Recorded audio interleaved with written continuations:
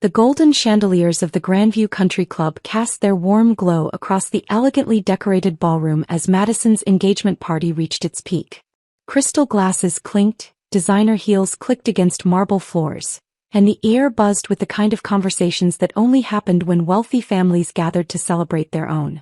I stood quietly near the champagne fountain, watching my sister Madison hold court in the center of the room. She was radiant in her custom luxe couture gown, a stunning piece from our latest collection that retailed for $15,000. The emerald silk hugged her figure perfectly, and the hand-sewn crystals caught the light with every gesture she made. She had no idea that I had personally overseen its creation. "Isabella." Madison's voice cut through the ambient chatter as she spotted me across the room. "Come here, darling." I walked over with a genuine smile, genuinely happy for her engagement to David, despite everything. David seemed like a good man, successful in his own right as a corporate lawyer, kind to waitstaff and clearly devoted to my sister. "Everyone, this is my little sister Isabella," Madison announced to the circle of her friends and David's colleagues. She's still figuring things out." The phrase stung, but I maintained my composure. At 29 I was hardly figuring things out, but I had learned long ago that correcting Madison publicly only led to bigger scenes. "What a lovely dress, Isabella," commented Mrs. Whitmore, one of Mother's bridge partners. "Where did you find it?" Before I could answer, Madison let out a small laugh.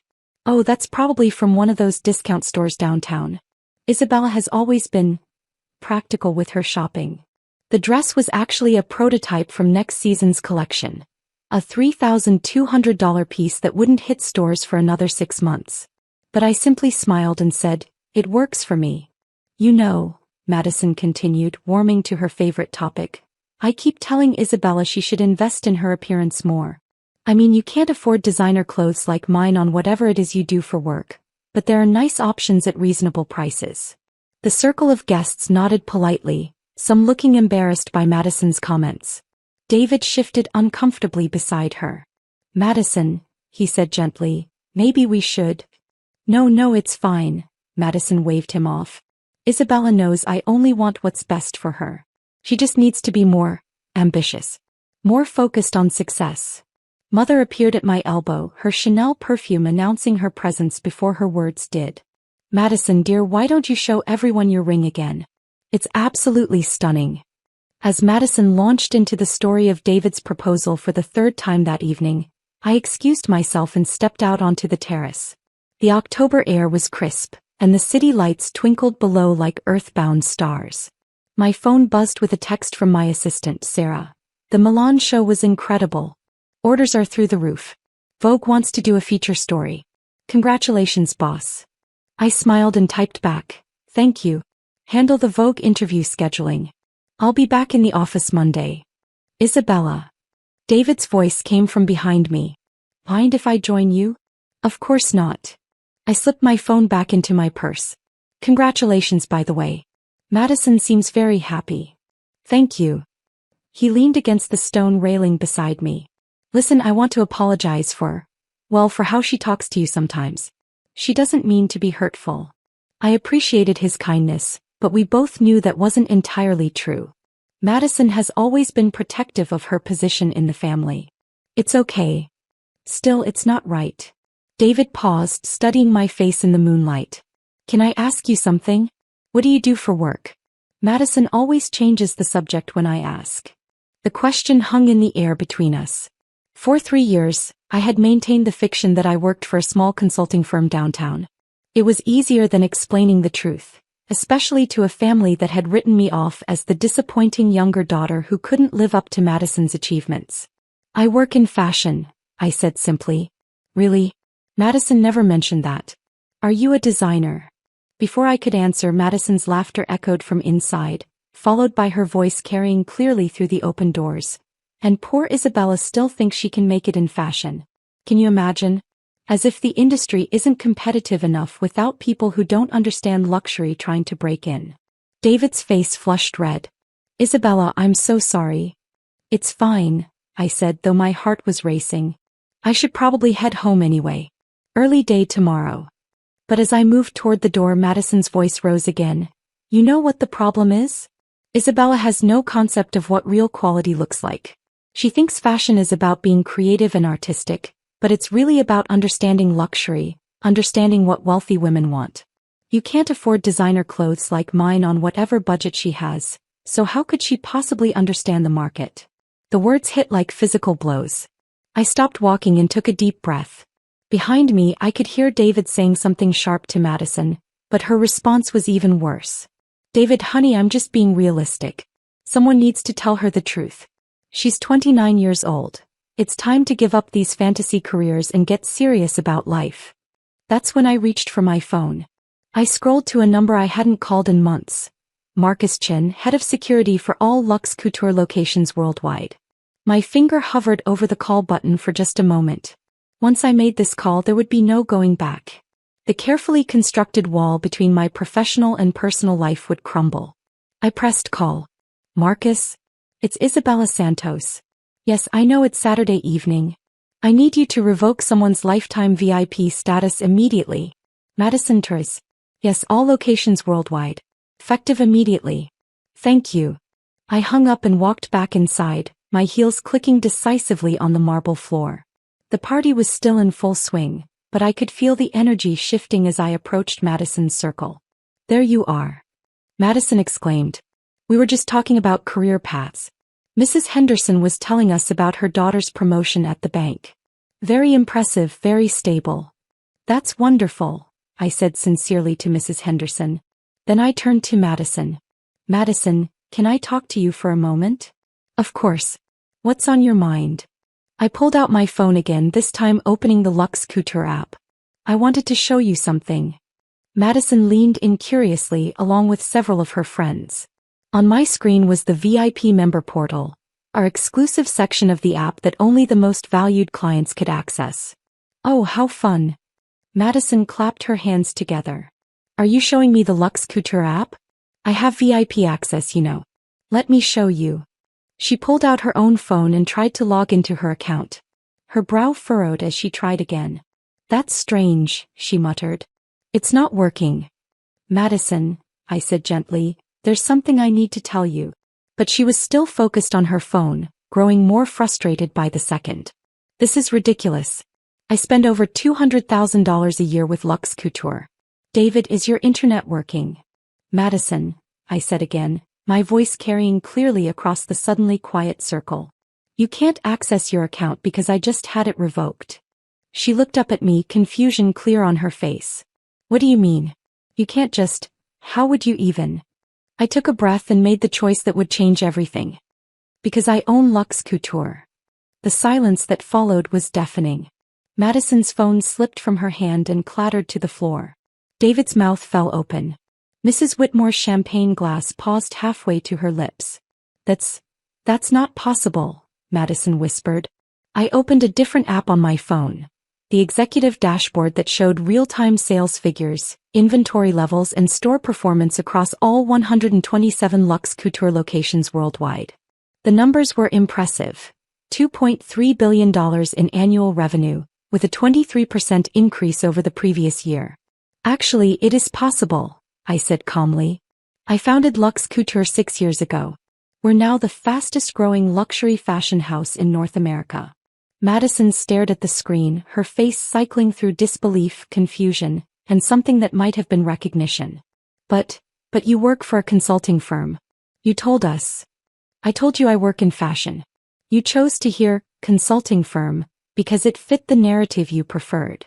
The circle of guests had grown larger now, drawn by the drama unfolding before them. I could see Mother pushing through the crowd, her face a mask of social anxiety at the scene being created at her elder daughter's engagement party. Isabella, Madison's voice was small now, uncertain. If this is true, if you really own, then why didn't you ever tell us? It was a fair question and it deserved an honest answer. Because every time I tried to share good news about my business, you found a way to diminish it. When I got my first major client, you said I was playing dress up. When I hired my first employees, you said I was living in a fantasy. When I opened my first boutique, you asked when I was going to get a real job. Madison's eyes filled with tears, but I continued. I had started this conversation and it needed to be finished. The dress you're wearing tonight? The one you used as an example of something I could never afford? I designed it.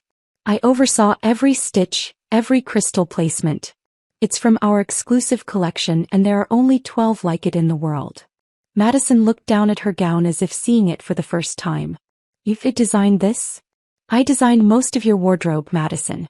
For the past 3 years, I've been quietly ensuring that you had access to pieces before they hit the market. Your VIP status wasn't because you spend $200,000 a year. It was because you're my sister and I wanted you to feel special. The tears were flowing freely down Madison's face now, and I felt my own heart breaking despite everything. But why didn't you tell me? She whispered. Because I knew this would happen, I said softly. I knew that once you found out I was successful, more successful than you expected me to be, everything would change between us. And I wasn't ready for that. Mother finally reached us, her face pale with shock. Isabella, is this really true? I nodded. It's true, Mother. But the consulting firm. I never said I worked for a consulting firm. I said I worked in consulting. Luxury fashion consulting specifically. Which evolved into design, which evolved into my own company. David stepped forward, his lawyer's mind clearly processing the implications. When you say you own Luxe Couture, do you mean? I founded it, I built it, and I own 78% of the company. The other 22% is held by my design team and key investors. The number seemed to hit Madison like a physical blow. She sat down heavily in the nearest chair, her expensive gown pooling around her like spilled emeralds. 78%, she repeated numbly. Of Luxe Couture. Yes. The company that's in vogue every month. That dresses celebrities. That has boutiques in Paris and Milan and Tokyo. Yes. The company worth. She trailed off, unable to finish the sentence. I decided to help her. $2.3 billion as of our last valuation. Though the investment banks think we could be worth twice that after our IPO next year. The words hung in the air like smoke from an expensive cigarette. Madison stared at me as if I had transformed into someone she had never seen before. Which, in a way, was exactly what had happened. You're a billionaire, David said quietly. It wasn't a question. On paper, yes. Though most of my wealth is tied up in the company. How much? Madison asked, her voice barely audible. Is most? I hesitated. This was the moment of no return. Once I said the number out loud, there would be no pretending anymore, no hiding behind modest clothes and understated accessories. About $1.8 billion. The silence that followed was broken only by the distant sound of the party continuing in other parts of the club. In our little circle, time seemed to have stopped. Mrs. Whitmore was the first to speak. My goodness, Isabella. I had no idea. My daughter actually has several pieces from your spring collection. She absolutely loves them. The comment seemed to break the spell and suddenly everyone was talking at once. Mrs. Henderson was mentioning her connection to fashion magazines. David's colleagues were asking about investment opportunities. Even some of Madison's friends were crowding closer, their earlier dismissive attitudes replaced by obvious fascination. But Madison herself remained silent, staring at her hands folded in her lap. I knelt down beside her chair, putting my hand gently on her arm. Madison, are you okay? She looked up at me with eyes full of tears and something else, something that looked like grief. I've been so horrible to you, she whispered. No, you haven't. Yes, I have. She gripped my hand tightly.